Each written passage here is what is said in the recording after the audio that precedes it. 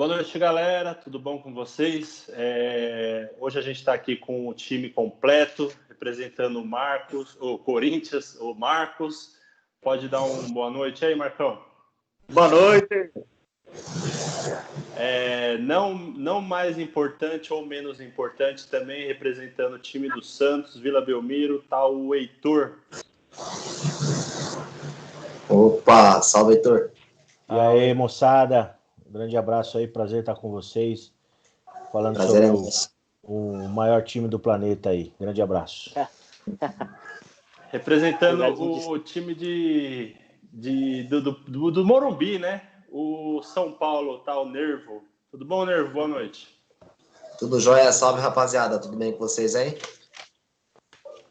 E também o não menos importante ou mais importante que o nosso elenco aqui, o Marco, representando o time do Palmeiras. Tudo bom, Marcão? Coraçãozinho pra vocês. Coraçãozinho. É amanhã. Marcão, já vamos iniciar agora já o debate, já colocar tudo às claras. O que você está achando do time do Corinthians aí? O time do Corinthians está bem desfalcado, eu acredito que nessa pandemia perdeu alguns jogadores. Teve poucas contratações, eu diria que quase nenhuma contratação, né? Porque jogadores sem tanto prestígio no cenário nacional e internacional também, né? Também o André Sanches veio com umas declarações bem severas, né, essa semana sobre a dívida do Corinthians, a dívida que tem com o J. Malucelli, a Arena, enfim. Fala um pouquinho aí o que você está achando do time do Corinthians nessa pandemia, né, que não acabou ainda. Quem que começa por dentro ou por fora de campo? Porque a coisa tá feia pro clube. Vamos por dentro. Se a gente começar com o humor primeiro, o Corinthians vai patrocinar aqui. Esse foi o negócio que devendo pra o Corinthians também pelo amor de Deus. Eu só não jogaria com o Daniel. Tá dando curto-circuito. Tá dando curto-circuito. Tira o som de todo mundo, tira o volume de todo mundo. Deixa só o Marcos. Vai, Marcos, vamos ver. Então, o time titular é o Cássio, Fagner, Gil, Danilo Avelar e Carlos Augusto. Gabriel, Camacho e Luan. O Everaldo, o Ramiro e o Bozelli. O time base eu acho bom. Tirando dois. Everaldo e o Danilo Avelar. Porque se nem como um lateral esquerdo tava jogando bem, imagina os zagueiros tirando um clássico. Quando a parte fora de campo, tá difícil o negócio. Para mim é o seguinte. A partir do momento que o presidente assina algum contrato, ele tem que cumprir. Se não pode, não assina. Agora, o problema aqui no Brasil é que o dirigente sai depois de fazer o que o Andrés fez com a dívida do estádio e com essas dívidas aí com o jogador, com o J. Malucelli, e não vai acontecer nada com ele. É um absurdo. E eu acho que a bagunça da diretoria se reflete em campo, porque se o time tem paz para treinar e para jogar com salário em dia, eu acho que os jogadores vão render melhor dentro daquela capacidade, que o time é um pouco limitado. Mas se você tem paz para trabalhar, a coisa melhora. Agora, com salário atrasado, com notícia dessa todo dia, a gente sabe bem com essa fórmula com o Cruzeiro. Ô Marco, mas me diz uma coisa, você acha que Danilo Avelar não é tão bom zagueiro assim, ou você acha... Porque quando ele era lateral esquerdo, ele fazia os golzinhos dele, ainda conseguia apoiar o Ramiro ali, quando o Ramiro estava jogando, e... Quem vai entrar no lugar dele? Porque o Pedro Henrique parece que já vai sair para o Atlético Paraná, né? Quem que pode substituir o Danilo Avelar? Bruno Mendes. O Bruno Mendes, toda vez que entra jogando, o cara demonstra uma personalidade. O cara é capitão da seleção uruguaia sub-23. Inclusive, quando o Corinthians o contratou, tinha clubes da Europa que queriam contratar também. Eu não sei o porquê não dá tempo pro cara. O cara joga de zagueiro. Aí você pega e bota o Danilo Avelar para estrear como zagueiro num clássico, sendo que o Danilo Avelar já demonstrou que no momento que ele está muito pressionado, principalmente na parte defensiva, ele acaba não sendo tão constante. Nesse ano, você acha que o Luan já mostrou para o que veio ou você colocaria ele no banco e entraria com o Matheus Vital ou o Ramiro no lugar dele? Eu acho que ele está sendo mais escalado. Ele não é o cara que vai chegar no meio-campo, que vai pegar a bola do volante e vai sair distribuindo. Ele é o cara mais perto do atacante. Para mim, você joga como segundo atacante pela esquerda, sem tanta responsabilidade para se defender, que a gente já viu que ele fisicamente ele não aguenta correr os 90 minutos voltando para marcar. Então é melhor você utilizar o cara naquilo onde ele é melhor, que é na definição. Se bota ele perto do Bozelli e bota o Ramiro para voltar um pouco mais, com o Matheus Vital fazendo esse papel no meio-campo e voltando para preencher espaço, acho que o time renderia mais, porque você está tirando o melhor do seu jogador. Eu Você vejo acha dessa que forma. com a saída do Cleison, ainda o Corinthians ou o Thiago Nunes ainda não achou um substituto para colocar na ponta, né? Tá tentando com o Janderson, tá tentando com o menino que veio do Fluminense, o Ramiro também está sendo testado ali. Nenhum ainda vestiu a camisa, né? Você acha que o Corinthians vai ter muita dificuldade do lado esquerdo esse ano ou não? Eu acho que se continuar dessa forma, sim, porque o Cleison já não era bom jogador. A gente já via que ele era aquele cara que pedalava e não fazia nada. Aí você olha, na minha opinião, onde o John tinha que jogar nessa posição, mas não voltando para marcar. Tinha que ser um cara que fica mais no meio para frente, mas preencher aquele espaço do campo. Porque o Ramiro, na direita, pelo Grêmio, principalmente, já era um cara que fazia aquele corredor direito, mais ou menos o que o Romero fazia quando estava no Corinthians, mas com uma qualidade melhor de passe, melhor qualidade de chute, uma maior visibilidade de jogo. Agora depende muito do Thiago Nunes tirar isso dos caras, porque eu vejo da seguinte forma: o Thiago Nunes quer fazer muito do Corinthians como o Atlético Paranaense jogava. Só que ele não tem a mesma peça. O Cantilho, né? O Bruno Guimarães, que toda hora chega na frente, que toda hora faz gol. O Gabriel, para mim, é melhor marcador do que o Everton, que era de São Paulo, que está no Atlético Paranaense. Para mim, o Gabriel é o melhor jogador. Só que ele tem que entender que ele tem o estilo de jogo dele, não sei que ele tem que se adequar aos jogadores. E não ao contrário, os jogadores se adequar ao esquema dele. Porque não adianta, se você não tem característica para fazer esse estilo de jogo, não tem como. Eu acho que cabe a torcida ter paciência com ele para engaixar o time, porque, na minha opinião, também, pelo fato da gente ter visto o Corinthians ganhar tanta coisa aí na última década, o torcedor tá meio que mal acostumado. Joga 3 jogos mal, já quer todo mundo. A gente sabe que não é assim, no futebol não vai de uma hora para outra. Pra você engrenar também, você precisa de alguns jogos. Ô Marco, eu não vou falar sobre a parte externa do Corinthians, vou focar só na parte do campo mesmo. O time do Corinthians hoje tem algumas peças fundamentais para montar o time, né? A gente coloca o Fagner, Cássio, o Gil, o próprio Gabriel, e tem algum substituto que não vem, a gente não vem à cabeça um substituto de cara, assim. Por exemplo, se sai o Fagner, expulso, machucado, enfim. Eles tentam, mas também não acham um lateral direito. Zagueiro, você falou do Bruno, que é uruguaio também, gosto dele. Mas também para o Gil não tem zagueiro que entre na vaga dele, né? Estão tentando até colocar o menino da base que subiu, enfim.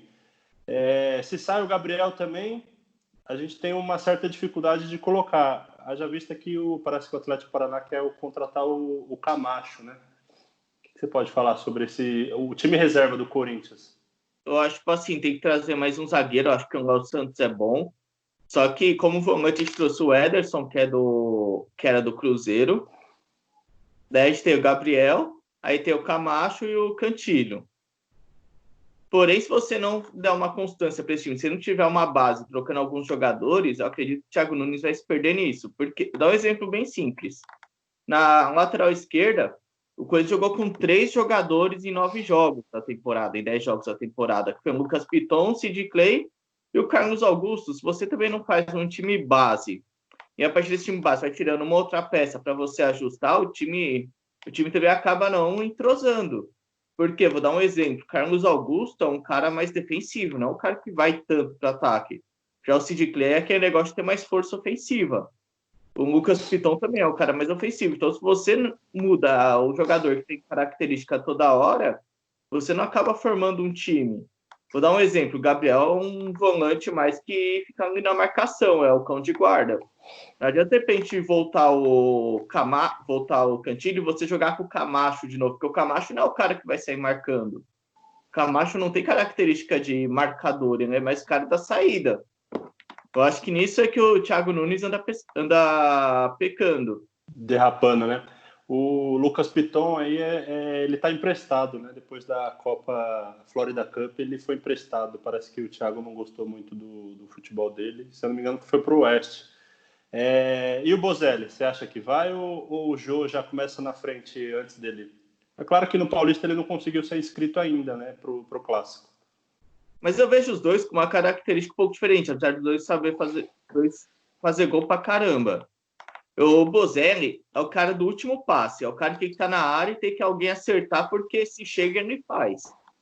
Já o Jô, eu vejo como um jogador, principalmente em 2017, como foi, é aquele cara que sai mais da área, é o cara que consegue fazer uma parede fora da área para esperar a vinda do time inteiro, é o cara que consegue sair para os lados também, é o cara que consegue ajudar o armador. Eu vejo dois com características diferentes. Eu acho que quando o Jô estiver em forma, vai ser o Jô titular. Mas o Bozelli, até o fim do ano, eu acho que ele vai ser um cara que vai ajudar muito o time, porque em momento decisivo ele sabe fazer gol também. Eu confio nele. Tem faro de gol, Exatamente. Por onde ele passou, ele fez gol. Se aqui não tá fazendo e o time não tá jogando bem, eu acho que não é tão culpa dele assim, porque não é característica dele sair para armar junto com o meia, para pegar aí para as pontas. Ele é o cara de área. Ô Marco, e o Palmeiras? O que você pode falar do Palmeiras aí? Você acha que esse time do Vanderlei Luxemburgo tá meio desalinhado? Porque parece que até agora o Vanderlei não conseguiu treinar com o Mike, né? E o Marcos Rocha também. O Marcos Rocha tá suspenso. Tá O suspenso, Mike tá voltando de lesão, E parece que vai iniciar o jogo contra o Corinthians com o Gabriel Menino, né? Hoje, infelizmente, teve aquela contusão do Gabriel Veron, né? Que poderia substituir o Dudu e substituir o Rony ao mesmo tempo, né? Ambos, Sim. foi embora e o outro está suspenso pela FIFA. Não conseguiu o efeito suspensivo. E o time do Palmeiras? O que você pode falar? Então, na realidade, a gente começa, né? Eu vou começar já falando da despedida do nosso querido Dudu dessa segunda-feira, né?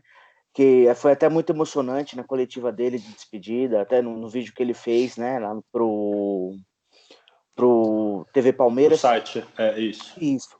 Que ele fica muito feliz de ter jogado pelo Palmeiras e já pensa na volta dele também, né? Ele já informou, ele garantiu para a torcida do Palmeiras que ele vai querer encerrar a carreira no Palestra e que ele tá feliz. Agora ele falou que tá novos ares, né? E foi em busca de dinheiro, né? Você não acha que é balela isso aí, não, Marco? Porque vários jogadores que saem do Brasil falando que só jogam pelo time que teve projeção nacional e depois, quando volta, pode ser que volta para um time diferente ou tem proposta do rival, e aí? Então, é que na realidade, como ele jogou 2 times aqui no Brasil, no Grêmio e onde ele fez mais história, né? No Grêmio e no Palmeiras, se não me engano. Iniciou no Cruzeiro, aí foi para fora. Isso, ele se iniciou no Cruzeiro. Voltou pro Grêmio e Palmeiras. Foi até com o Joel Santana. Então, na realidade, ele se identificou muito com o Palmeiras, né? Então, eu acho que ele criou um vínculo. Tanto que ele falou que a torcida também incentivou muito ele, gosta muito dos filhos dele, né? Tanto que ele informou que os filhos são palmeirenses. Só que, igual você informou, né? Às vezes pode ser que chegue aqui, venha uma proposta melhor do que a do Palmeiras, ele possa mudar o rumo, né? A história dele. Mas de antemão foi deixado que ele voltaria para o Verdão, né? E também, Ícaro, e o time? Então, também tem um desfalque, não sei se você chegou a ver que o Vitor Luiz saiu, né? Foi emprestado pro Botafogo até fevereiro de 2021. Então a gente já perde um lateral esquerdo aí, né? Que era um bom banco, né? Titular, eu acho mas que tem o Diogo, né?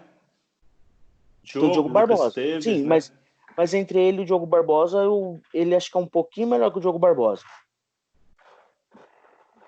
E referente ao time do Palmeiras, você já quer que eu passe a escalação para você? Manda lá. Ó, provável vai ser o Weverton, o Gabriel Menino, né? Que o Mike também pode ser uma opção. Felipe Melo, Vitor Hugo e o Vinha. Tem o Bruno Henrique, Ramires, o Rafael Veiga ou o Lucas Lima. Gustavo Scarpa no lugar do Gabriel Veron, né, que acabou se machucando, tendo uma lesão muscular e vai desfalcar o Palmeiras também amanhã. Uhum. E o William, o Bigode e o Luiz Adriano. E o que você acha da escalação do Lucas Lima ou Rafael Veiga? Você acha que ambos... Ontem a gente até bateu um papo falando sobre o meio-campo do Palmeiras, que está tendo muita dificuldade em achar, né, o camisa 10. Lucas Lima faz já um tempinho já que está desde a época do Santos, está aí o Heitor para nos ajudar. Desde a época do Santos ele está derrapando e não é o craque do time, não leva o time como levou no campeonatos anteriores, né? E o Rafael Veiga ainda é promessa, né? Parece que não se achou ainda no Palmeiras. Então, na realidade, o que acontece? Os dois não chegaram mostrando que um mostrou no Curitiba e o outro mostrou no Santos, né? O Lucas Lima do Palmeiras hoje está longe de ser o Lucas Lima do Santos, porém, como informamos domingo na conversa de ontem, né? O Vanderlei chegou a conversar com o Lucas Lima, disse que agora é o melhor momento para ele, até com a saída do Dudu, né? Que ele pode ser o homem referência no Palmeiras, ele tem toda a qualidade de ser o homem referência. E o Rafael Veiga ainda, eu acho ele um pouquinho mais fraco que o Lucas Lima. Então, na minha opinião, eu acho que quem faria o melhor papel hoje nesse meio campo do Palmeiras, ajudando nas distribuições, é o Lucas Lima. Você acha que o Scarpa é o substituto ideal pro Dudu? Não. A gente tem que correr atrás aí de um camisa 7 urgente. O Scarpa, até porque também eu acho que ele não está com a cabeça focada 100% no Palmeiras. Teve propostas de novo naquele time que já foi Almeria, atrás dele. né? Almeria, isso. Voltou a proposta para ele e ele não está 100%. Eu acho que... Tanto que eu vi uma notícia, Ícaro, não sei se você pode até me ajudar a ver se é fake news ou não. O Palmeiras estava atrás do Cebolinha? Não, o Jorge Jesus indicou o Cebolinha para o Benfica. Então, mas o Palmeiras também estava em negociação com ele, não é isso? Não, eu acho que não, hein? Eu não li nada sobre isso, não. Mas se for verdade, o Palmeiras Então, tem que desembolsar muita grana, né? Então, estavam dizendo que ia pegar com esse empréstimo do Dudu, né? E se for verdade mesmo, é um substituto de peso e vai suprir bem a falta do nosso querido Dudu, viu? Você acha que o Rony não é o cara que o Palmeiras precisa? O Rony, em questão, eu acho que para suprir ali a falta do Dudu, é que ele é ágil também, né? Então, ele jogando pelas pontas ali, mas entre ele ou o Cebolinha, eu prefiro o Cebolinha. Você acha que o Cebolinha é mais formado, né? Cebolinha Mais mais formado. seleção, enfim. No time do Palmeiras hoje, a gente tem uma certa dificuldade, eu acho que substituir o Luiz Adriano, né? Que pegou a camisa e não larga mais, né? Do time. O William é um ótimo substituto para o Luiz Adriano, só que ele vai jogar como ponta. Ponta. Eu acho que ele rende mais como ponta, viu, Ícaro? Ele tenta, às vezes, ali, até os técnicos anteriores que passaram tentaram, até o próprio Felipão, né? Tentou fazer ele ali meio de um centroavante, só que na realidade ele como ponta, ele supre bastante ali, ele sabe, tanto na defensivamente quanto no ofensivo, né? E ele pode até ser um falso 9, jogar às vezes como um falso 9, porém, para suprir ali o Luiz Adriano, a gente não tem mesmo. Não tem um que eu posso falar para você, ó, caso o Luiz Adriano saia, a gente tem que correr atrás de um atacante. O Palmeiras vendeu o Arthur Cabral, né? E a meta que ele atingiu lá. E o Daverson pode voltar também, né? Ainda não conseguiu nenhum time que seja que queira o futebol dele, então pode ser que volte, já que é do ativo do time, né? Então, é que não tem como afirmar, né? Eu, pelo menos, particularmente, eu não gosto do futebol do Daverson. Só que é de momento, né, Ícaro? Ele fez um bom 2018 no Palmeiras, a gente pôde observar também, só que é de momento. O Daverson é aquele que, um exemplo, quando vai para a seleção, ele não demonstra o que deveria demonstrar num time no time que ele atua, né? O Daverson na seleção? Não, eu digo assim, um exemplo. O Daverson é igual aqueles jogadores que, tipo, tenta demonstrar que joga muito num time, quando vai pra seleção não rende o que joga no seu time atual. Sim. Você acha que hoje o time do Palmeiras precisa de quê? Mais zagueiro, volante, lateral, atacante? Então, eu volto bater na tecla e reforçar. A gente precisa de zagueiro. Nosso sistema defensivo está muito precário, ainda mais com esse vai e não vai aí desse novo contrato aí com o Gustavo Gomes. Acabou agora em junho, né? O contrato dele, e o novo contrato ele está renovado até junho de 2024. O Palmeiras e o... Me sumiu o nome dele, gente. Do time dele. Que ele Qual jogou? time? Que ele jogou o na Milan? Itália. Milan. Isso, Milan. Já estão de acordo. Os Palmeiras e o Milan já estão fechados, né? O impasse mesmo é com os empresários do Gomes, que estão parece que querem mudar algo do contrato referente a salário. É uma comissão maior, né? Isso, é um dinheirinho pro bolso. Isso, exatamente. Ô Heitor, e esse tumulto aí no time do Santos aí? O que você pode me falar? Que hoje teve algumas notícias até que animadoras pro elenco, né? O Everson teve uma liminar negada, porém o time tá, cada dia que passa, tá sofrendo umas pancadas, né? Que a gente pode dizer assim. O que você pode falar do Santos hoje, na pandemia? Turbulência. Primeiramente, boa noite aí, mais uma vez, um abraço. Obrigado aí pelo convite, meus amigos, torcedores do coração e o meu querido mediador Ícaro. Na verdade, o Santos começou pós-pandemia como estava antes da pandemia, né? Uma gestão com muitas críticas, o Pérez tendo aí que resolver as questões dos pedidos de impeachment lá do Conselho, torcida cobrando, né? Não conseguiu conduzir aí essa questão da falta de pagamento, né? Dos direitos, né? Parece que o salário está atrasado, mas a grande dívida é com relação aos direitos de imagem, né? E é engraçado que a gente está vendo acontecer isso com vários clubes, né, no país. Mas parece que os presidentes dos outros clubes estão conseguindo resolver, estão conseguindo administrar. E no Santos, como muita coisa só acontece no Santos, também essa questão dos salários atrasados, o Everson puxou aí a manada, né? E veio o Sacha também hoje, surge a notícia aí que ele vai acionar na justiça do trabalhista a rescisão do contrato dele com o Santos. O Everson parece que já teve o pedido de liminar para o desligamento imediato do Santos. Ele não conseguiu isso na justiça, né? E eu acredito que é o mesmo caminho que o Sacha vai conseguir. Na verdade, não vai conseguir essa liminar, imagino eu. Mas fica flagrante aí demonstrada a falta de traquejo aí da direção, né? A falta de traquejo da direção do Santos de conduzir essa situação.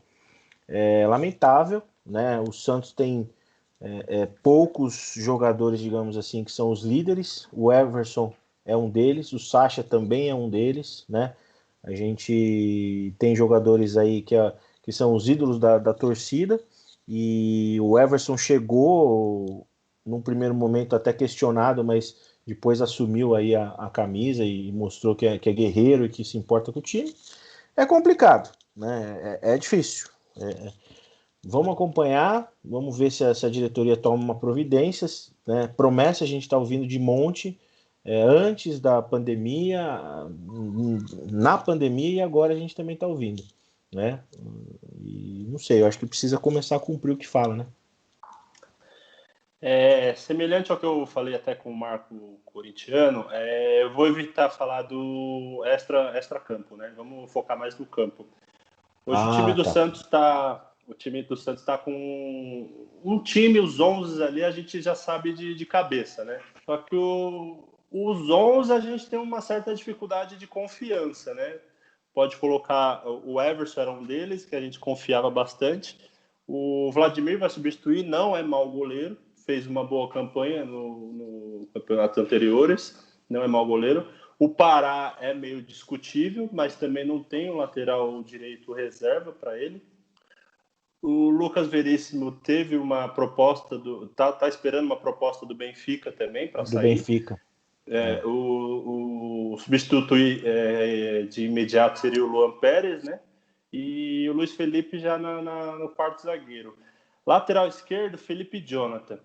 A lateral esquerda é o que mais me preocupa no time do Santos, porque não tem substituto à altura do Felipe Jonathan. E o próprio Felipe Jonathan não é um jogador que possa se confiar 100%. Você pode falar da lateral? Na verdade eu gosto do Felipe Jonathan, eu acho que ele tem um bom passe, eu acho que ele é voluntarioso, é um jogador que joga para a equipe, né? É claro que ele estava sendo utilizado nos últimos jogos aí, antes da primeira debandada do Santos, que foram os jogadores no final do ano passado, e até no ano passado, no final do ano passado, ele está jogando como meia, armador, né? E jogando muito bem, inclusive. Teve alguns jogos que o Gesualdo usou ele na criação, né? Eu gosto, eu acho que ele tem alguns problemas de marcação, né, no retorno para o sistema defensivo, mas eu gosto do Felipe Jonathan. Mas é isso, preocupa porque o Santos hoje ele não tem, talvez não só para a lateral esquerda, mas como para todas as posições, o Santos não tem aí um reserva, né? Digamos que para algumas posições já não tem um titular à altura, né? Então, não tendo um titular à altura, o que mais preocupa é que também não vai ter, óbvio, um reserva, né, à altura. O Vladimir eu gosto dele, eu acho que em todas as vezes que ele foi exigido no Santos, ele respondeu muito bem. A gente tem que lembrar que nós ganhamos campeonatos paulistas aí com o Vladimir substituindo, né? Na época, inclusive, o Vanderlei que se machucou, né? Na defesa, o que mais me preocupa, Ícaro, na verdade, é o sistema defensivo, né?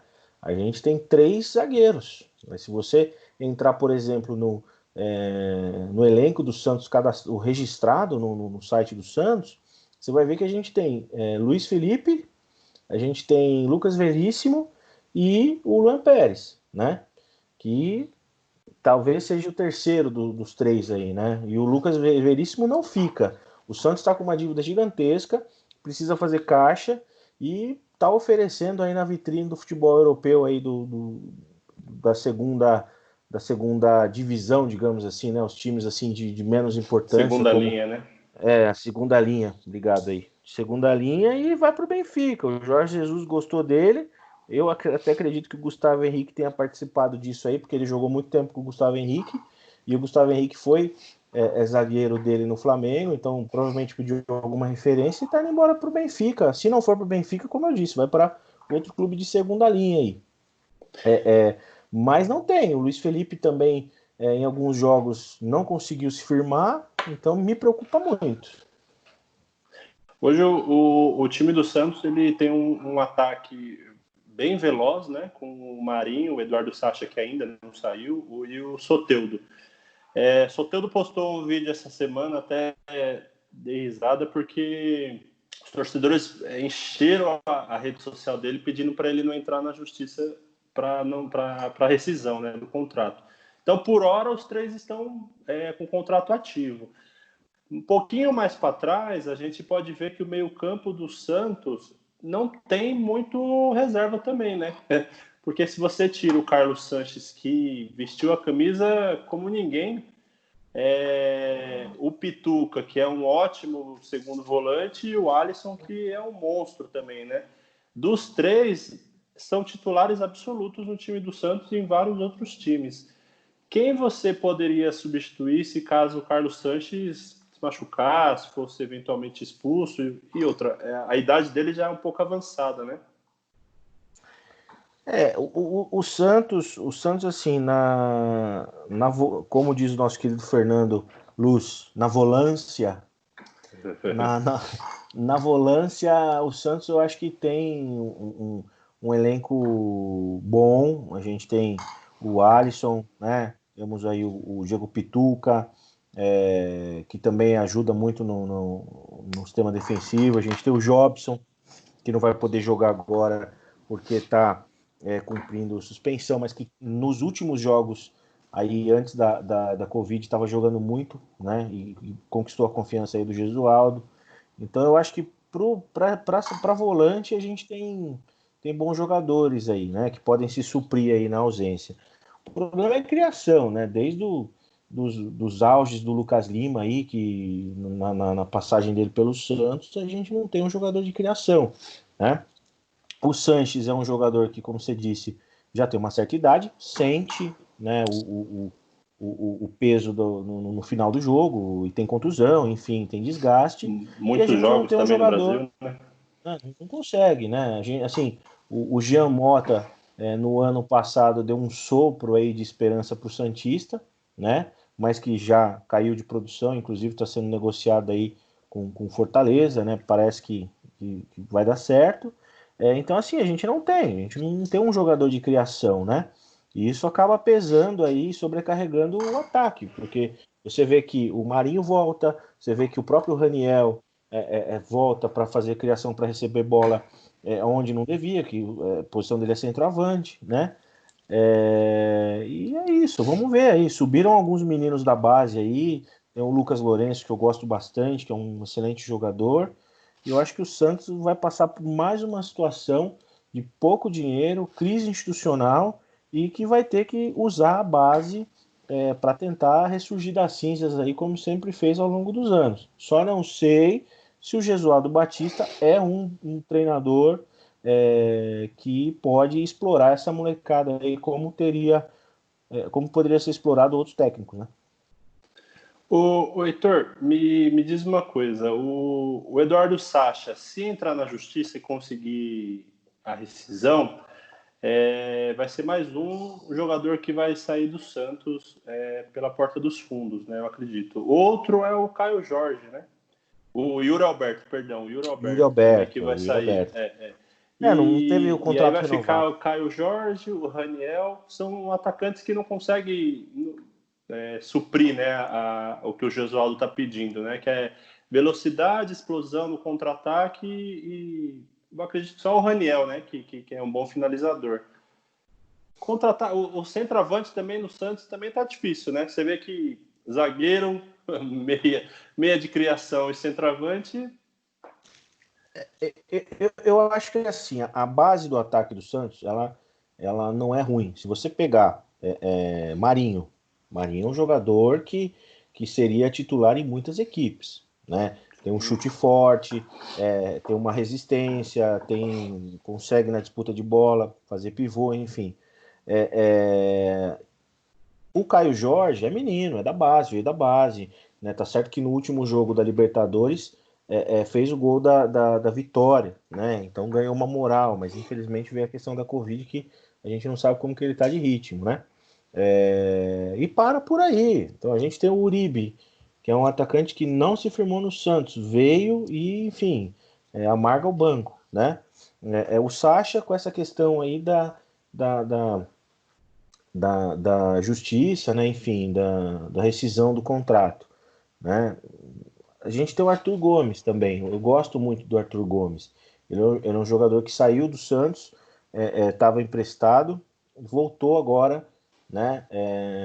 Esse ano para jogar no Santos. Eu gosto dele, enfim, mas cisca muito, assim, você não é um jogador que num clássico, por exemplo, numa semifinal de Paulista ou numa final de Paulista, vai vestir a camisa e falar, não, deixa comigo que eu resolvo, né? Então, assim, é bem precário. A gente tinha o Yuri Alberto aí, que é um excelente promessa e jogador de ataque mesmo 9. Não renovamos, né? Vamos perder o moleque. Então, como eu falei, eu acho que o Santos não vai contratar, né? Não tem caixa para isso. E vamos torcer para essa molecada aí, para o raio cair mais algumas vezes na Vila Belmiro aí, para a gente ver se consegue. Mas se você pegar, Ícaro, só para finalizar, o time do Santos não é um time deplorável, assim, um time ridículo, né? Tem uma base boa, né? Você tem o Pará, poxa, o Pará não é uma excelência na lateral direita, não é não é um Cafu, né? Mas é um jogador que marca, que apoia, que se entrega até o fim. Você tem Felipe Jonathan, você tem o Lucas Veríssimo, que espero que fique, o próprio Alisson, que é um volante de raiz mesmo, né? Que se não tomar um cartão amarelo não jogou bem, né? E Pituca, o Sanches, o Marinho, né? Então, assim, vamos ver, vamos esperar essa questão política do Santos aí, jurídica, né? E ver se essa molecada entra bem aí com o Gesualdo. E a minha esperança é que o Gesualdo consiga conduzir. Só fazer uma curiosidade aqui, vocês sabem o Quaresma, né? O Quaresma lá de Portugal, né? Sim, tá na Turquia, né? O cara que ensinou o Quaresma a jogar bola, que revelou o Quaresma aí, que é o Gesualdo, né? Aquela seleção, por exemplo, de Portugal, a seleção campeã europeia, né? Na base, muitos jogadores passaram pelo Gesualdo no sub-17, sub-20, né? Então, ele é um cara que tem uma história muito boa com os jogadores em formação, né? Mas é claro que a gente está falando de 15, 20 anos atrás. Espero que ele resgate esse conhecimento aí e faça a molecada do Santos jogar bola. Heitor, até dar um adendo aí do que você estava falando referente ao Santos. O time do Santos, como você disse, não é um time medíocre, né? Tanto que o São Paulo, o ano passado, com esse elenco do Santos, fez milagre. O São Paulo, né, fez milagre com, né? E assim, o que eu ia te falar, igual eu tava vendo também que o Gesualdo, ele ficou meio descontente, né? Que ele foi pego de surpresa referente ao Everson e ao Eduardo Sacha. Aí eu te faço uma pergunta, né? Você acha que ele vai ter esse controle após essa surpresa que teve? Eu não consegui ouvir. Tem alguém Tira que tá o som, meninos. Tem alguém que tá Tira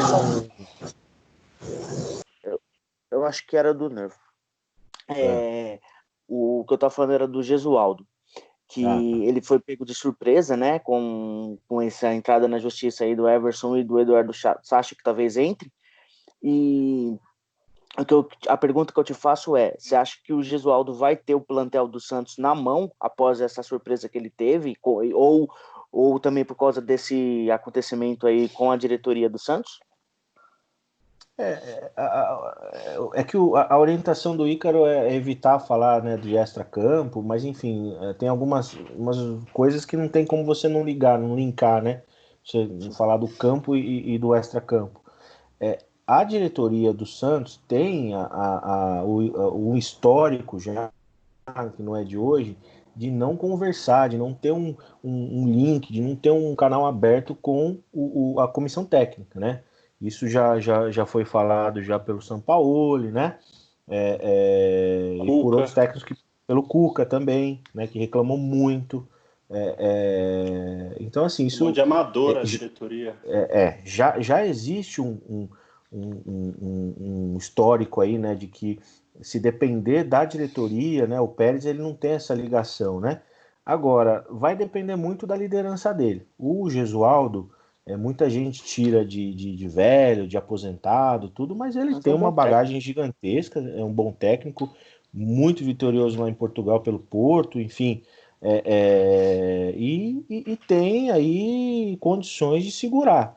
Eu volto a dizer, eu conto com essa molecada do Santos, eu acho que se fizer essa mescla de jogadores mais experientes, jogadores mais novos, que não são da base, mas que vieram muito jovens para o Santos, né, como o Pituca, enfim, que já tem um corpo aí de história no Santos, e a base, vamos ver, na raça, no sangue, né, a camisa é forte, o clima é bom, e vamos ver se a gente segura. Eu espero que o Gesualdo consiga segurar a equipe aí, segurar e separar, né, porque separar o extra-campo mesmo, como o Ícaro falou, né, assim, o vestiário para dentro, vamos embora, vamos fazer um fechamento e ver, né? Eu acho que o Raio vai cair esse ano aí na Vila de novo. Pode apostar. Sim. O Nervo, O time do São Paulo está bem estruturado para começar o Campeonato Paulista, né? A gente conversou ontem e falou o seguinte, que o time do São Paulo era um dos mais prontos, junto com o time do Palmeiras, para iniciar esse campeonato, né? Pelos nomes que o plantel tem. Ô, Ícaro, né? Desculpa, eu acho que o Nervo vai ter que colocar o fone, porque acho que é o barulho do bar lá, ele tá ruim, acho que na chamada dele. Você tá conseguindo Você acha que ouvir? não vai pegar o fone? Não, mas dá para ouvir tranquilo. Dá para ouvir de boa? Vocês que sabem, qualquer coisa, eu estou com o fone aqui dentro. Tá tranquilo. Então, o time do São Paulo hoje é um dos mais prontos, com o Fernando Diniz na beira do gramado ali orientando. A gente até conversou ontem falando sobre isso. De ontem para hoje, não como o Santos ou como o Corinthians, tivemos surpresas, né? O time do São Paulo não teve nenhum problema extracampo e nem dentro de campo, nenhum jogador machucado, enfim. Repito a mesma pergunta que eu te fiz ontem. O time de São Paulo tem um sério problema no meio-campo, pelo menos na minha opinião. Lisieiro, Luan são jogadores novos que sempre estão se machucando. Hernani é um jogador muito bom, mas também vive machucado. O que você acha do time do São Paulo na volância? É uma situação meio complicada, né? Eu acho que desses que você citou, o Hernanes ainda é o mais qualificado, porém o retorno dele teve muito problema, muitas lesões, né? Houve muitas críticas também, o próprio Cuca chegou a criticá-lo, chegou a tentar mudar a forma dele jogar, chegou a tentar adiantar ele um pouco mais, ou manter ele como apenas um volante de marcação, e a gente sabe que não é bem assim, né? O Hernanes, por mais que ele jogue bem na marcação também, a gente sabe que ele é um volante que sabe sair do jogo, ele tem essa qualidade. O Tietchan, ele não é um volante ruim, na minha opinião, ele é um bom jogador, mas eu não vejo ele com o mesmo futebol nos tempos de Palmeiras. Eu acho que no Palmeiras o Tietchan ainda rendia melhor. E ele tem condições de render melhor, porque ele é veloz, ele também sabe sair para o jogo, ele pode ser um elemento surpresa até no meio campo, se ele for bem treinado para isso, se ele conseguir manter a sequência. E realmente, agora no começo, o maior problema é o meio campo. No plantel, no geral, nós tivemos algumas baixas, mas eu não vejo como baixas super significativas, né? Significativas, exatamente. Porque, por exemplo, o Antony já era certo, ele ia para o Ajax. Até antes, né? Até antes da pandemia. Eu acho que eu já cheguei a comentar aqui, até mesmo na resenha de ontem eu cheguei a comentar que eu nunca vi o Antony como um verdadeiro homem-gol, por mais que ele seja um jogador de qualidade. Nós tivemos a baixa do Hudson, que já não vinha encontrando espaço no time principal. Inclusive, já fazia um bom tempo que ele não conseguia repetir o futebol do tempo que ele ficou emprestado no Cruzeiro. E o Gonzalo Carneiro, que volta agora de suspensão, porém não foi inscrito no Paulista. Eu achei excelente a decisão do São Paulo. Não é nem pela questão disciplinar, mas eu não acho que ele seja um jogador com um diferencial que o São Paulo precisa. Desde o começo a gente já tinha reparado nisso. A contratação dele gerou muita perspectiva, mas a gente nunca viu o futebol que prometeram para a gente. Então acho que o São Paulo vem com um time que Fernando Diniz apanhou para achar, demorou para achar, fez muitos experimentos que deram errado, mas ele finalmente encontrou. E aí a gente teve algumas promoções, né, que volta de lesão, né? Teve alguns jogadores que voltam de lesão, né? Sim, a volta do João Rojas, por exemplo, é um bom jogador, um bom atacante, acho que faz muito bem o papel dele. O Everton, que eu comentei ontem, né, um bom meio-campo. Exatamente. Um jogador muito versátil, né? Também é um jogador muito versátil.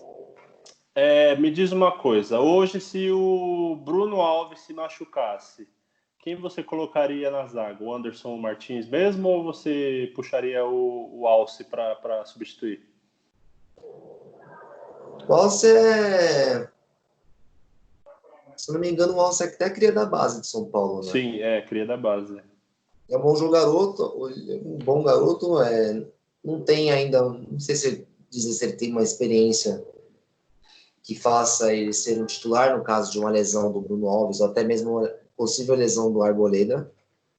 Eu iria mais de Anderson Martins. Mesmo o Anderson Martins não tendo se firmado nos tempos para cá. Eu acho ele um bom zagueiro, ele tem qualidade.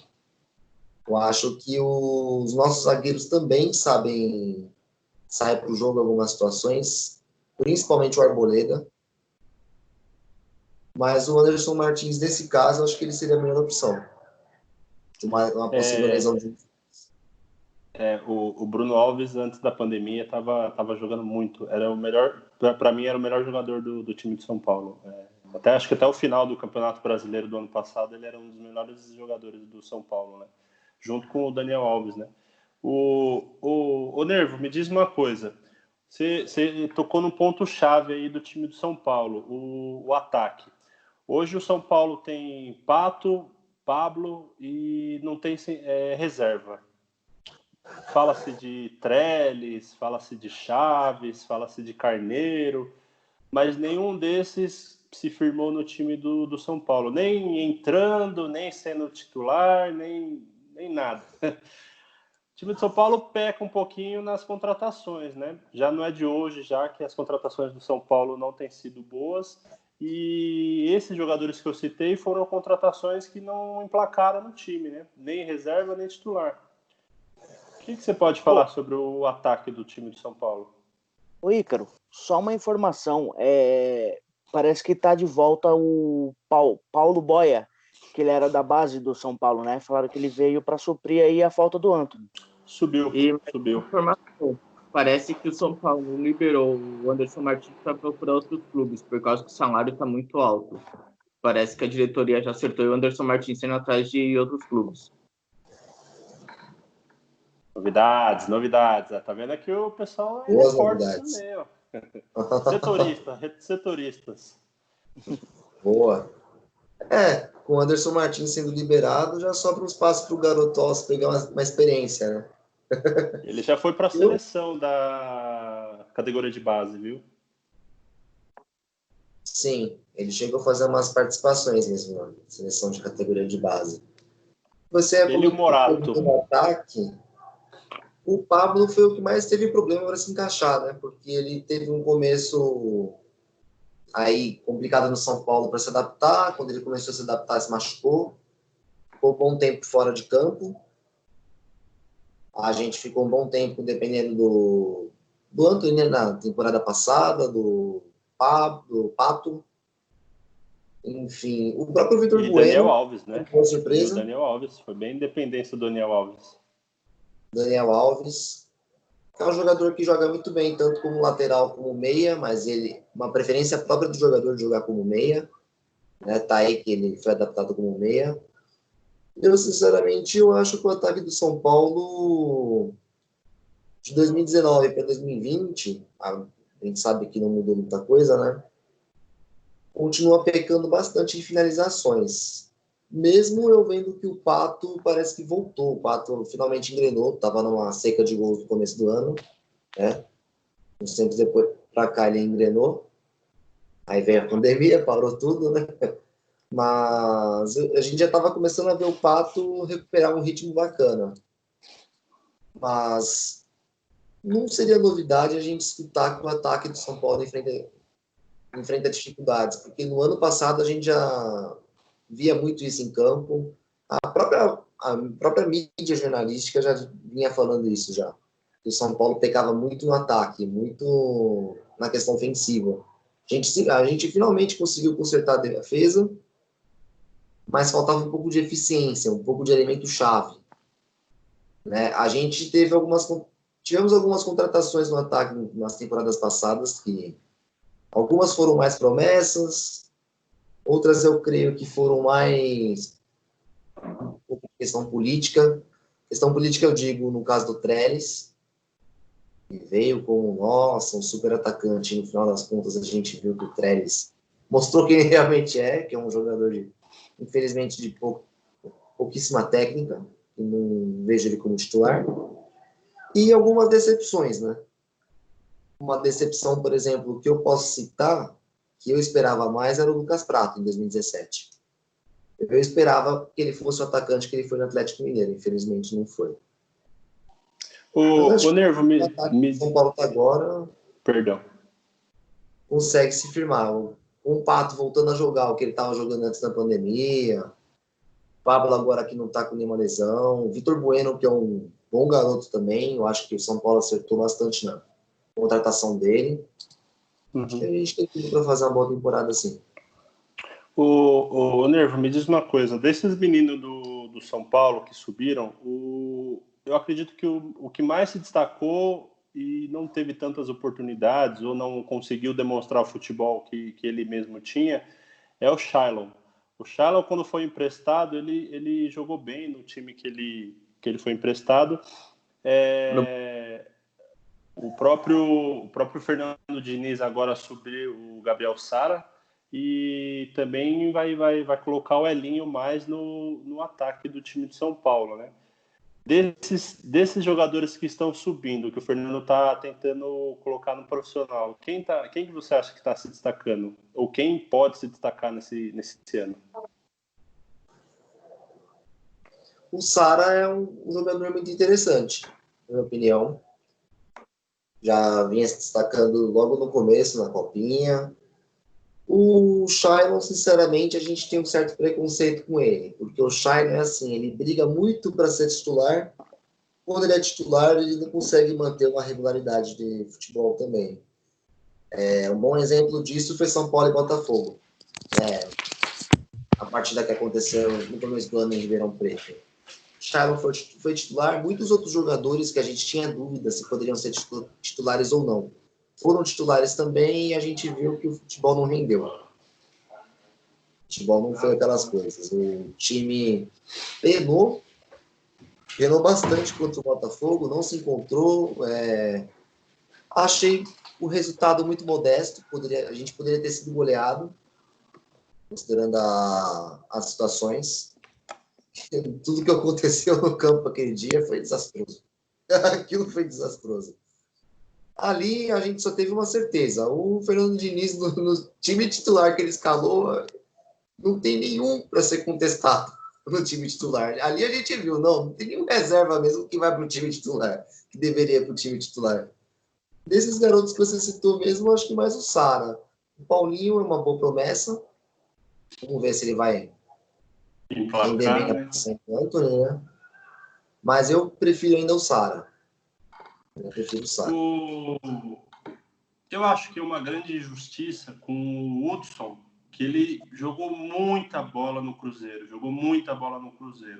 E no São Paulo ele não consegue demonstrar o mesmo futebol, né, que ele jogou no Cruzeiro. Talvez seja a pressão, ou aqui em São Paulo a visibilidade é um pouco maior que em Minas, enfim.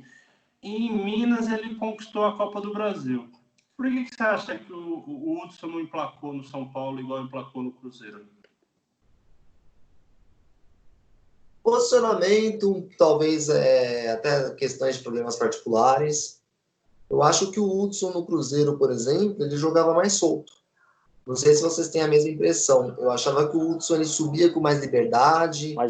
Ele não era só um jogador de marcação.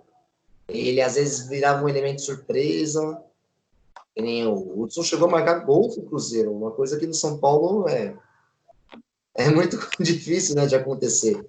Eu não acho ele um jogador ruim. Não é um jogador super craque, tá longe de ser um super craque, mas não é um jogador ruim.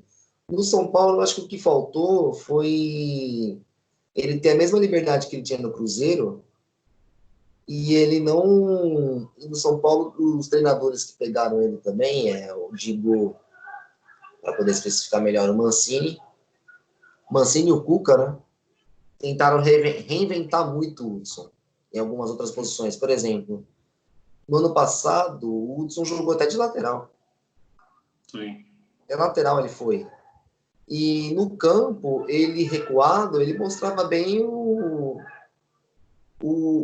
os defeitos que ele tem, né? O Hudson é um jogador que tem muitas qualidades, mas ele recuado acaba mostrando todos os defeitos dele. Primeiro, ele não é um jogador de drible. A gente sabe bem disso. Então, quando ele fica muito acuado, quando ele vira ou um volante de marcação, ou quando ele fica muito centrado num ponto só do campo, ele fica limitado a dar somente passe. Vocês podem pegar todos os VTs do Hudson em campo em 2019. Ele só passa para o lado. Ele domina a bola e passa para o lado. Domina a bola e passa para o lado. E fora, quando ele está sem a bola, quando o adversário está subindo, é incrível a quantidade de bote errado que ele dá. Por exemplo, se você for pegar uma partida do Paulistão de 2019, uma partida que para mim marcou muito uma atuação ruim do Hudson, quer ver? Corinthians e São Paulo, que o Corinthians ganhou de São Paulo de 2-1 na Arena. Se você pegar todos os lances do Hudson na partida, ele tá sempre correndo atrás de alguém. Você não pega ele tentando fechar ou diminuir o espaço, ele tá sempre voltando. Corinthians atacava, você vê ele voltando. Voltando para tentar cobrir o espaço de alguém. Então, eu acho assim, o que faltou do Hudson no São Paulo foi, não sei se ele teve problema aí, com o treinador, isso nunca veio à tona, ou problemas particulares, mas acho que faltou treinar mais posicionamento. Então, Ner, você não acha que, você falando agora referente ao treinador, você acha que não é problema com o treinador? Porque, na realidade, vendo esses 2 jogos da finais aí do Carioca, o que o Odair fez com ele tá com as mesmas características que estava no Cruzeiro, ele tá solto no Fluminense, ele tá livre, na realidade, tá fazendo o que ele mais gosta, né? Em partes o treinador, em partes às vezes eu acho que é o jogador também, de entender a função, né? É complicado quando você tenta impor um estilo de jogo para a equipe, né? Você precisa de pelo menos uns 6 ou 7 jogadores que tenham a mesma mentalidade que você, né? Quando você é treinador e tal. Eu acho que estava faltando para o São Paulo, pelo menos em 2019, bastante foi isso. Colocar um treinador que tivesse em acordo com a equipe, né? O Hudson teve o azar, no início de 2019, pegar o André Jardine. A gente sabe que o André Jardine não teve um bom relacionamento. Ele já não tinha um relacionamento 100% com alguns jogadores da equipe. Teve alguns problemas, né? Se atrapalhou um pouquinho. Não conseguiu entregar resultado. Aí veio o Wagner Mancini. Wagner Mancini conseguiu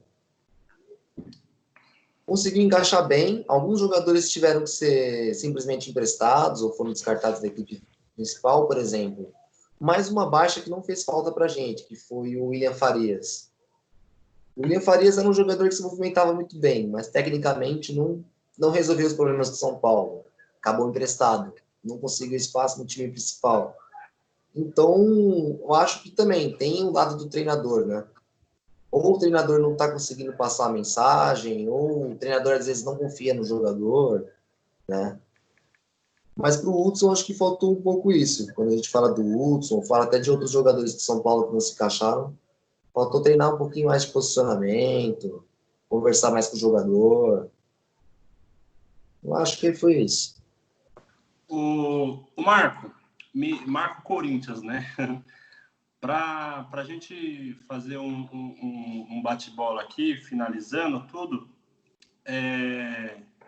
hoje no Brasil a gente vê alguns times se destacando mais do que outros, né? A gente até, como o Marquinhos comentou aqui, que o Flamengo e o Fluminense foi até que mais do que a gente imaginava, né? Teve até um bom bate-bola lá no Fluminense. Antigamente a gente via bastante 13, 12, às vezes 11 times grandes aqui do Brasil chegando entre os melhores times no Campeonato Brasileiro. Atualmente, eu acho que Botafogo, Vasco, Fluminense, Cruzeiro, como está na Série B, a gente já descarta. Quais os times que você acha que esse ano vai dar trabalho? Olha, eu vejo assim, se falou até dos 12 grandes, começando por essa parte, que agora menos times chegam para brigar por título, até porque antigamente no mata-mata era 8 que se classificavam, às vezes num jogo você conseguia superar. Igual foi o caso do próprio Fluminense contra o Flamengo. Quando você tem 38 rodadas, fica mais difícil de um elenco enxuto chegar para brigar por título. Quanto ao brasileiro, acho que o Flamengo briga, Palmeiras briga por título. O Grêmio, eu acho que o Grêmio também está num fim de ciclo aí com o Renato Gaúcho. Eu acho que vai ter uma boa reformulação aí no time. E acho que o São Paulo, acho que seriam esses 4 aí que seriam postulantes ao título. Você não acha que o Atlético Mineiro com o São Paulo ele chega? São Paulo, mas só que eu não sei se vai conseguir treinar e botar esse time logo em ritmo do jogo dele com quarta e domingo, como vai ser o brasileiro. Sem tanto tempo para treino, porque o time do Atlético é muito bom no papel. Eu acho que Corinthians, o Santos brigam por pré-Libertadores. Eu não vejo brigando acima disso. O Inter também eu vejo brigando por pré-Libertadores, apesar de ter um bom técnico. Eu acho que o Eduardo Cudê é muito bom. Já o Fluminense acho que fica no meio de tabela. Agora o Botafogo, filho, vai brigar para não cair de novo. Apesar de ter contratado o Rondo, o Calu é muito bom para marketing e tal, mas eu não acredito que com esses caras e com outros jogadores que não sejam tão bons, vai chegar em algum lugar. Vai ser do meio para baixo. E quanto ao Corinthians mesmo, acho que muita coisa ainda vai mudar no segundo semestre, porque vai ter que vender mais jogador. E a partir disso, acho que se o Thiago Nunes conseguir, com esse Paulista, que não passe, fazer o time ter um entrosamento, acho que o Corinthians fica até um pouquinho mais acima. Mas do jeito que anda, eu não estou tão confiante. Ô Quinhos, me diz uma coisa. Tá cortando. Tá me ouvindo agora? Ô Quinhos, me diz uma coisa. Nesses últimos tempos, Tá ouvindo? Ícaro, tá cortando. Ixi, é que eu tirei o fone. Dá para ouvir agora? Dá, pode falar. Nesses últimos tempos, o Brasil vem recebendo diversos técnicos estrangeiros, né? A gente viu aí sucesso como o Sampaoli, o mais recente foi o Jorge Jesus, antes dele teve até o Marco cogitou o Eduardo Cudê também. O que você acha que os treinadores brasileiros estão pecando, que está tendo mais espaço para os treinadores estrangeiros? Você acha que os treinadores estrangeiros têm mais oportunidades agora porque os times brasileiros viram que os de fora também podem demonstrar alguma coisa melhor? Ou você acha que os treinadores brasileiros pioraram com o passar do tempo? Então, Ícaro, a gente entra, falando de treinadores estrangeiros, a gente entra batendo na tecla do Jorge Jesus, né, que fez a diferença aqui no Brasil. Ele trouxe o estilo europeu diretamente para o Flamengo, tanto defensivamente como ofensivo, né? Você percebe que o Flamengo, como na conversa de ontem, eles defendem e atacam. Eles sabem a hora exata, tanto na linha deles defensiva como a linha ofensiva. E os treinadores aqui do Brasil, ou eles usam aquele ditado, né? Ou corre ou pensa. Ou eles pegam defensivamente e trabalham igual os técnicos gaúchos, né? Colocando na conta Felipão, Tite. Você vê até o Mano. Você vê que o estilo de jogo deles é defensivo, né? Eles prezam muito a defesa. E é muito bumba meu boi. É aquela bola alçada na área e salve-se quem puder. Vai um, vai outro para tentar cabecear ali no primeiro, segundo pau. Então eles não têm um exemplo de eu vou trabalhar a defesa e vou trabalhar o ataque junto e fazer um coletivo, um exemplo que eu posso te dar, uma família dentro de campo, né? Então, assim, o futebol europeu está anos-luz na frente da gente aqui, né? Então você vê que tanto o argentino o estilo de jogo é catimbeiro, né? Ou um exemplo, eles podem trabalhar só a parte defensiva, porém eles são catimbeiro. Eles têm a malícia de provocar o outro time, até desorientar um time tecnicamente. Fala, Marco. Eu acho que também o Brasil está por essa entre-safra aí de treinadores, porque aqui no Brasil não tem curso para isso. Aqui muitas vezes o cara acaba a carreira e já vai ser logo treinador. Por exemplo, na Europa, na própria Argentina, tem curso preparatório para treinador. Eu acho que a CBF agora não está fazendo, Marcão? Não, os ainda cursos não. lá? Não, o curso da CBF não é reconhecido pela FIFA. Eu vou dar um exemplo. Tá. Se aqui for dirigir algum clube de fora, esse treinador tem que ter o diploma da FIFA. No caso que no Brasil não é válido. Eu acho que passa muito por isso também. E eu, quanto ao Marquinho falou até agora, quanto ao Mano Menezes, ao Tite, eu incluo nessa lista o técnico do Fluminense, o Odair Hellmann. No próprio jogo do Flamengo, ele conseguiu igualar as coisas. Só que você via que do meio para frente, o time dele não criava. Por quê? Porque não tem esse treinamento. Era um desespero. É muito e quem que marca? É marcação, só que não tem um treinamento ofensivo. O próprio Carille no Corinthians, ele foi muito conectado pelo mesmo motivo. O time muito bem postado, tal, só que do meio para frente pecava. Às vezes também eu acho que é muito o treinador se preocupar tanto com a defesa que não pense em preparar o time para um ataque, coisas desse tipo. O Heitor, me diz uma coisa. O Dudu, quando saiu do Palmeiras agora, nas declarações que ele deu, alguns dos motivos que ele deu foi o extracampo, que aconteceu com a esposa dele, e a segunda é que ele não estava tendo oportunidade na seleção e ele não vislumbra a oportunidade na seleção.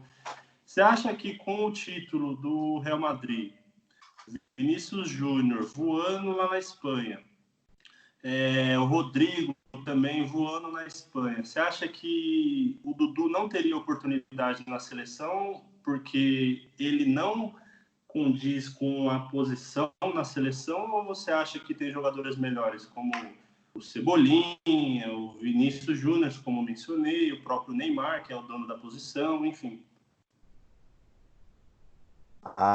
Eu ainda acho que o Dudu, ele é um excelente jogador, queria ele no Santos tranquilamente, né? Mas para a seleção brasileira, eu acho que ainda deixa a desejar, né? Não tem é um bom jogador pro nosso padrão de futebol aqui, né?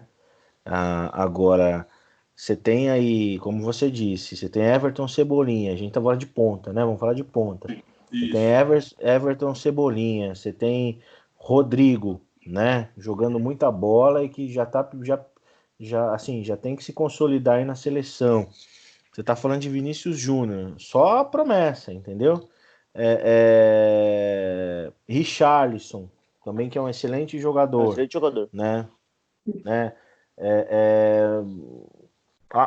Acho muito o Felipe Coutinho mais atrás como meia, né? O próprio Bruno Henrique, né? Acho que assim, se tivesse que dar uma chance para um jogador que, arrebentou no Brasileiro o ano passado, na Libertadores, o próprio Bruno Henrique. Então, eu acho que assim, Neymar, você tem muitos pontas que fazem a diferença aí e eu não consigo achar uma posição aí para o Dudu. Não dá. Eu acho que assim, é claro que a gente cobra a participação de jogador brasileiro, é importante, mas como vocês falaram aí, o nível europeu, né, é totalmente diferente do nosso esquema de futebol aqui, é frenético, entendeu? Então, assim, não consigo vislumbrar o Dudu na seleção. E, infelizmente, acho que não rola. Mas queria ele no Santos. Ô Nervo, para finalizar você aí, hein? Com a saída do Jorge Jesus do Flamengo, pela conversa de bastidores, estão falando que ele vai levar alguns jogadores do Flamengo para o Benfica. Você acha que esse ano o Flamengo mantém o mesmo nível que teve o ano passado, ganhando o Campeonato Brasileiro e Libertadores? Ou você acha que o Flamengo tem uma leve queda e acaba sentindo um pouco a diferença com a saída do Jorge Jesus? Eu tenho duas opiniões. Eu tenho a opinião do cara que gostou de ver o Flamengo jogar ano passado e como gostaria de ver o Flamengo jogar esse ano. E tenho uma opinião que é uma opinião mais realista. Eu acho que o Flamengo, não sei se o Flamengo vai despencar, mas o Flamengo vai sentir muito a saída do Jorge Jesus. Muito, muito mesmo. Não acho que o Flamengo vai parar no meio da tabela, nada disso, mas ela é muito significativa. Pode custar um título para o Flamengo, eu diria. Não vou dizer exatamente qual, mas eu acho que pode ainda custar um possível título para o Flamengo. Porque é que nem eu falei esses dias, o Flamengo, para mim, é o único time brasileiro que tem calibre para disputar Libertadores, atualmente. Para disputar de igual para igual, brigando por título na Libertadores, ou até mesmo para a gente mandar para o Mundial de Clubes, eu acho que o único representante do momento que tem futebol para isso é o Flamengo. Então eu gostaria de ver o Flamengo brigar lá na frente de novo. Eu gostaria de ver o Flamengo jogar o futebol que encantou todo mundo no ano passado, de ver o Flamengo campeão brasileiro de novo, de ver provavelmente o Flamengo, se for para o Mundial, né? Lógico que eu quero que o meu time que vá, mas se for para o Flamengo ir para o Mundial, que o Flamengo jogue o que faltou jogar contra o Liverpool, que o Flamengo traga o Mundial para cá, mas acho difícil. Acho difícil que o Flamengo vai conseguir manter o mesmo estilo de jogo por muito tempo, ou o mesmo ritmo que vinha mantendo com o Jorge Jesus. É claro que a gente também tem um pouquinho do planejamento do clube, né? Quem viu o Flamengo treinar, por exemplo, viu que o Flamengo treina com a mesma intensidade que joga. Não sei até que ponto isso aí é a ver só com o Jorge Jesus, mas é significativo. Perdão, pode falar. Opa. Não, você não acha que a gente superestima o Jorge Jesus, cara? Será que... Às vezes eu fico pensando aí e jogo na mesa aí para de repente, nesses minutinhos que faltam, a gente refletir, talvez até para um próximo encontro. Eu não sei, eu acho que... Sabe aquela história de o momento certo, na hora certa, tipo, o time certo na hora certa, o cavalo passou... E ele subiu no cavalo e foi, e assim, tudo convergiu. Me lembra, sei lá, o Santos de 2002 com o Diego e Robinho, sabe assim? Tipo, tudo tinha que acontecer e deu certo. Porque, cara, é um bom técnico, mas assim, vem de uma escola de futebol, que é a escola portuguesa, que, cara, é a segunda linha, muitas vezes até a terceira linha do futebol europeu, né? A gente vê, assim... É sempre Benfica e Porto, Benfica e Porto, Benfica e Porto, Benfica e Porto. Às vezes o Sporting entra lá, dá algum trabalho, mas, sabe, não tem aquela qualidade, não tem aquela competitividade que a gente tem aqui, né? Um elenco sensacional na mão, né? Será que se na mão de Renato Gaúcho não seria? Será que na mão de Luxemburgo não seria, né? Será que na mão de Filipão se reinventando, né? No auge do futebol dele, tentando aí resgatar a humildade, aquela coisa de, né, baixar um pouco a bola, sabe? Eu não sei, eu acho que esse time do Flamengo aí, se continuar aí na base, né, se o Jorge Jesus não desmontar e se não perder tantos jogadores para o mercado estrangeiro, acho que se vier um técnico competente do calibre aí de Odair Hellmann, de Renato Gaúcho, né, e outros aí, eu acho que tem chance de continuar assim. Se vai conquistar o que conquistou ano passado, é difícil, até mesmo porque tá todo mundo sem ritmo por causa da Covid aí, né, quase 4 meses sem jogar, né? Verdade. Mas enfim, eu não sei se a gente superestima o Mister aí. Então, Heitor, na realidade o que acontece? A gente estava até falando isso no último programa, depende muito do técnico que o Flamengo pegar, né? E conseguir manter, igual você falou, manter o time que tá e fazer o mesmo trabalho do Jorge Jesus. O jornalista Benja, ele falou uma coisa que é verdade. A gente tem que exaltar um técnico desse pelo fato de, em 13 meses, ele mais ganhou do que perdeu no Flamengo. E olha o que ele fez, olha os títulos que ele ganhou praticamente tudo, ele só não ganhou o Mundial. Só que assim, um técnico que sai em 13 meses, e isso que não dura muito técnico no Brasil, hein? Máximo 3, 4 meses, os times já vão trocando, caso venha mais derrota do que vitória. E ele sai com, eu não sei direito o estudo, 5 se vê certinho. E 4 derrotas. Então, mas será que o Abel Braga já não tinha preparado o campo aí? Já não tinha fixado aí uma base boa, né? Eu não sei, eu acho ele um excelente técnico, mas não sei. Abel Braga e Rascaeta no banco, por exemplo. Abel Braga não estava conseguindo tirar dos jogadores. Eu penso da seguinte opinião quanto ao Jorge Jesus. Eu acho que subiu muito o sarrafo do futebol brasileiro. Eu acho que o nível de exigência ficou maior. Se ele continuasse no Brasil, eu acho que todos os clubes se mobilizariam para jogar um futebol melhor, porque não dá para comparar o nosso futebol com o futebol, por exemplo, português e não europeu. Português no sentido de ter um jogo intenso. Aqui é sempre aquele jogo com os dois times recuados, aí tem uma bola parada e tal, com o São Paulo e com... O próprio Thiago Nunes vai no Atlético Paranaense, ele tá conseguindo fazer no Corinthians. No Atlético Paranaense era um time que fugia um pouco desse padrão. O Jorge São Paulo, eu espero que ele faça bom. Tá ruim, tá ruim. Eu espero também que o Luxemburgo, se o Luxemburgo volta para aquele tempo que ele estava no Santos 2004, o próprio Cruzeiro 2003, consegue ter um futebol com nível um pouco maior. Eu tenho confiança que ele vai fazer um bom trabalho, o Luxemburgo, né? Ele ficou parado esse tempo todo aí, mas eu acho que provavelmente não foi aquele técnico que ficou parado fazendo só as coisas que ele gosta, como jogar pôquer, porém ele estudou. Eu acho assim. Já emenda aí, um palpite. Corinthians e Palmeiras na Arena do Corinthians. Quanto você acha? 1-0 Corinthians.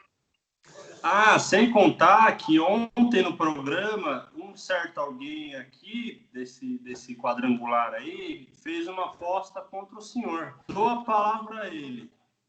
Fiz uma aposta, Marquinhos. Se quiser, tá aberto aí. Depende. Pode falar, Marco. Qual é o seu palpite? Qual que é a aposta? Faz um bolão aí, cara. Faz um bolão dos 4 grandes de São Paulo aí a gente vê quem acertou mais. Peraí. Vou pegar uma caneta.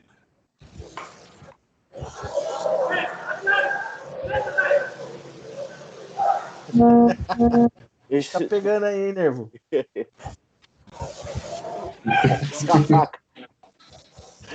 Tô dando tiro de peixeira aí, pô. Então, Marquinhos, como o Ícaro me deu a palavra, fazer uma aposta sadia aqui, ó. O time que perder no próximo programa tem que aparecer, ou como você tem uma irmã, né, e eu tenho aqui minha noiva, ou com rímel ou com um blanchezinho na cara, só pra dar uma brincada. Velho. Negativo? Negativo. Então escolhe a aposta você. Mano, pensar numa aposta. Uma caixa de cerveja? Não, aí não. Eu tô alguma coisa online. Serei. Sei lá, tem que... Vou dar uma sugestão. Tem que ter algum objeto da cor do time rival no ambiente, assim, tipo uma fantasia. Quem perder... Tipo um livro verde. Uma fantasia do Chaves aqui no próximo programa. E se o Marquinhos tiver uma fantasia, ele usa aí no próximo. Beleza. Fechado. Boa, aí sim. Pô, legal. Essa de usar blush, aí pega, hein? Não. Palpite, Quinhos. Qual que é o seu palpite? Continua mesmo, 2-0. 2-0 Verdão. 2-0 Verdão. O Heitor, qual que é o seu palpite pro derby? 1-1. E você, Nervo? 1-1 também. O Marco, qual que é o seu palpite? Santos e Santo André. Santos e Santo André? Pela saída dos jogadores do Santo André, acho que o Santos vai ter uns 3-0. 2-0. 2-0 Santos? Isso. E você, Quinhos? 0-0. E você, Heitor? 2-1. Pra quem? Pro Sé. E você, Nervo? 2-1 pro Santo André. Nossa, olha, ousado, hein? Você é mal amado, cara. Se liga, malandro. Você vai ver na hora do palpite do São Paulo. Ô Nervo, você... Nervo não, Marco, você... São Paulo e Red Bull Bragantino. 3-1 São Paulo. O Red Bull Bragantino tá mal desde o começo do ano. Parece que tem um racha lá por causa de salário. Os caras da Série B estão ganhando pouco e quem chegou agora tá ganhando muito. E por isso os caras estão meio que tretado. Vamos ver isso também. E você, Quinhos, quanto? 2-0 Red Bull, fora os ameaços. E você, Heitor? 0-0. E você, Nerva? 1-0 São Paulo. Eita, que vai pegar, hein? Anotei, hein? Agora, Vamos ver. A única aposta que vai ter aqui é Corinthians e Palmeiras, hein? Só clássico. Quero agradecer a presença de todo mundo. Se alguém... Vai, um por um aí, queria que alguém se despedisse aí. Vai lá, Marcão, pode se despedir. Considerações finais. Considerações finais. Considerações finais. Graças a Deus, amanhã o futebol está de volta aqui para São Paulo.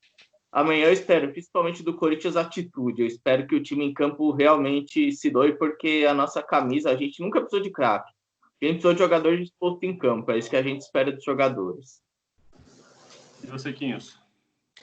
Então, gente,